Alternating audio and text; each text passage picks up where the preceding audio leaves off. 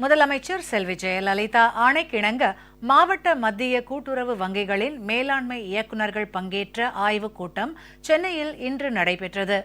முதலமைச்சர் செல்வி ஜெயலலிதா உத்தரவுப்படி அனைத்து மண்டல இணைப்பதிவாளர்கள் மற்றும் மாவட்ட மத்திய கூட்டுறவு வங்கிகளின் மேலாண்மை இயக்குநர்கள் பங்கேற்ற ஆய்வுக் கூட்டம் சென்னையில் இன்று நடைபெற்றது.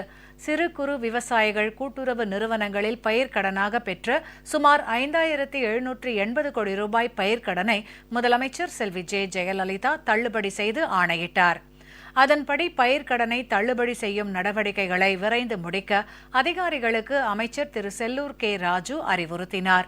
மேலும் நடப்பாண்டிலும் விவசாய பொருட்களின் உற்பத்தியை அதிகரிக்கவும் விவசாயிகளின் வருவாயை பெருக்கவும் இதுவரை 222 கோடி ரூபாய் வட்டியில்லா பயிர்க்கடன் வழங்கப்பட்டுள்ளதாக தெரிவித்த அமைச்சர் 20 மாவட்டங்களில் 44 நேரடி கொப்பரை கொள்முதல் நிலையங்கள் வாயிலாக இதுவரை சுமார் 66 லட்சம் ரூபாய் அளவிற்கு கொப்பரை தேங்காய் கொள்முதல் செய்யப்பட்டுள்ளதாகவும் தெரிவித்தார்.